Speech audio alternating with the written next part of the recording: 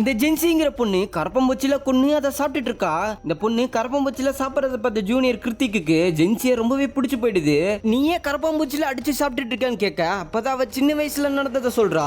ஆக்சுவலா அவன் அப்பங்காரன் வேலைக்கே போக மாட்டான். அவன் அம்மாவும் குழந்தை பசியில் அழுவுது, தயவு செஞ்சு வேலைக்கு போங்கன்னு சொல்ல, நீ யார்டி என்ன வேலைக்கு போக சொல்றேன்னு அவங்கள கொடூரமா கொலை பண்ணிட்டு அவங்க பணத்தை வச்சு மேக்கப்லாம் பண்ணி போட்டோ ஷூட் பண்ணிட்டு இருக்கான்.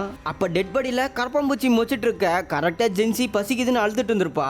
அப்பதான் அப்பங்கார சைக்கோத்தனமா யோசிச்சு கரப்பாம்பூச்சியை பிடிச்சி ஜென்சியை சாப்பிட வச்சிருந்திருப்பான். அதுக்கப்புறமா ஒரு ஃபாதரை தான் சைக்கோ அப்பக்காரன்ட்டு இருந்து காப்பாத்தி ஒரு ஹாஸ்டல்ல சேர்த்திருப்பாரு. சோ அதனால தான் ஜென்சி கரப்பாம்பூச்சியை சாப்பிட்டு பழகிருப்பான். இந்த விஷயம் கேட்ட கிருத்திக்கும் உன்னோட பழைய ஞாபகத்துக்கு மாத்திரன்னு சொல்லிட்டு ஜென்சியை கூப்பிட்டு ட்ரிப் மாதிரி காட்டு கூட்டிட்டு போறான். பார்த்தா அவன் அங்கேயும் கரப்பாம்பூச்சி கிடைக்குமான்னு தேடிட்டு இருக்கா. கிருத்திக்கு ஒரு புதக்குழியில தள்ளி விட்டுட்டு இவ ஜாலியா டான்ஸ் ஆடிட்டு இருக்கா. அதை பார்த்து கிருத்திக்கும் நீ ஆடினது போதும் என்ன மேல தூக்கி விடு, பயமா இருக்குன்னு சொல்றான். ஆனா ஜென்சி எதையும் கேட்காம கிட்ட வந்து என்ன மன்னிச்சிரு சொல்லிட்டு உள்ள தள்ளி விட்டு மண்ணை போட்டு மூடிடுறா. அப்பதான் தெரியுது ஜென்சியும் அவ அப்பா மாதிரி ஒரு சைக்கோ தானு.